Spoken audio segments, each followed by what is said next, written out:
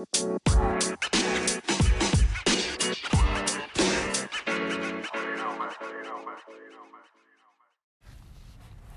right, guys. Welcome back to the podcast. The Four Agreements, pages 89, 90, and 91. And then the next time we'll begin on page 93 for chapter 6. And so today we're going to be talking about the concepts of failure and the judge that we have inside of us. But also, I'm not going to record for too long. I wanted to get some sunlight, so I came outside to do some journaling, and also because I kept this book in my car last night, and I did that on purpose so I would come back outside and get it. But I didn't want to record inside, so I'm outside, and it's really hot. It's like the sun's baking in my car, so I was with the doors open and, reading. And I'm going to do some journaling in a bit with the doors open. But right now, while I'm recording, the doors are closed. So it's like a sauna, but worse. It's not dry. It's like wet in here. It's not like a dry heat. So this is not pleasant at all. But very good few pages. So, previously they were talking about doing your best and, trying to follow these four agreements. And they go into talking about, on page 90, this quote, this section that I thought sounded good. So if you fall, do not judge. Do not give your judge the satisfaction of turning you into a victim. No, be tough with yourself. Stand up and make the agreement again.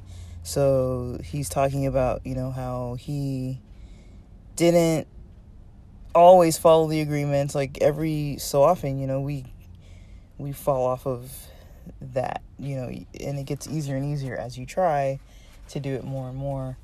That kind of reminds me of this concept that I'll talk about very briefly. I'm literally sweating, but it's good to sweat. I was,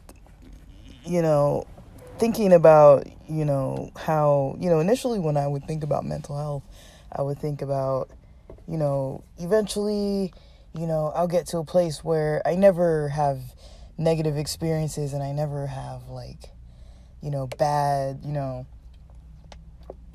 I never make mistakes. I never, get depressed. I never have insomnia. I never get angry. I'm never sad. I'm never, mean or rude. I'll just always do everything perfectly well. I used to think that about religion as well, that, eventually you get to a place where you're practicing all these things where you just don't do the things that the religion teaches you not to do. And that's not accurate. We're human beings. We get into these automatic processes and we aren't always able to be fully mindful all the time. Some of us, I think, are better at it than others. And even so, we're not always, we're not robots. We're not able to be, completely regimented all the time. And even robots, phones glitch, computers glitch. How many times have you had some weird error where Windows is updating and it's it's in this weird cycle and it won't stop, doing this weird thing, it's computers glitch too, their machinery, they have problems, they malfunction. How many machines do you know, that are out there that require some form of calibration? It's or upgrading or maintenance. It's things get worn, that's just naturally how it is. If you use it, or even if you don't use it, it's going to have a wear process to it, the way I see it. It's kind of maybe not the most in-depth way of looking at it, but it's say if you have tools or a car or something, right? You can use it and wear it down, or if you don't use it, it's still going to need repairs. How many people have seen those cars that, somebody set out in their yard, maybe they were going to fix it up or something, and it's up on blocks and it's sitting there and Initially when someone puts a car up like that, even if it's in bad condition, it's like, okay, you kind of see the condition. But if that car sits there 1 year, 2 years, 3 years, it wears out and nobody was driving it.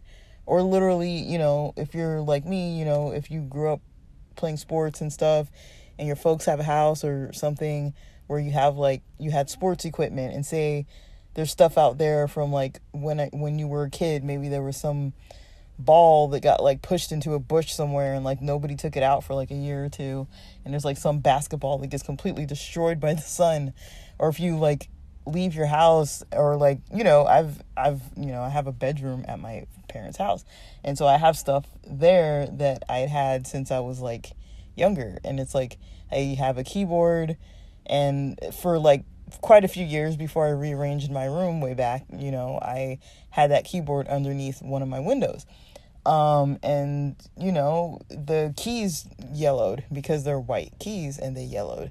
And I've had books that I had next to that windowsill, and those books, the pages got yellowed. Or I've had receipts that, you keep them in the car and they kind of fade or whatever.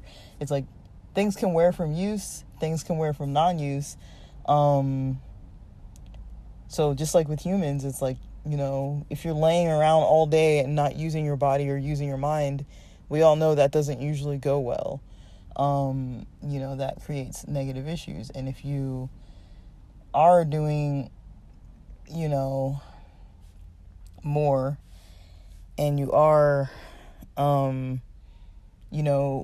active, you might have a risk of overstraining something or injury or some kind of pain, even though it's part of the process type of pain. When you work out, you might have pain, but it's it's for a reason. Maybe it's not because you're injured, but because your muscles are kind of doing what they do to kind of improve, and you're for you to get stronger. And also just mentally, psychologically, emotionally, it's we can't always feel 100% every single day of the year for every single year. That's not likely. Something's going to happen, either a situation or just, you were in a rush a little bit. One day, you can do everything you can to your ability, but then who's to say when there's a road blocked and you can't get to work on time, and then you have to skip you were going to have breakfast at work that day, but then you get there at 10 instead of 9 because of this really horrible roadblock situation that you couldn't do anything about, and you happen to be so late that you missed the work breakfast, and now you never skip breakfast before work, but it's because you were going to have breakfast at work, you were trying to get there for breakfast and you ended up missing it. And just that one day with no breakfast can totally throw you off if you're used to eating breakfast all the time. Things like that are going to be out of your own control, out of our own control. So there's processes where failure is going to happen. There's processes where things are going to kind of go back into old routines.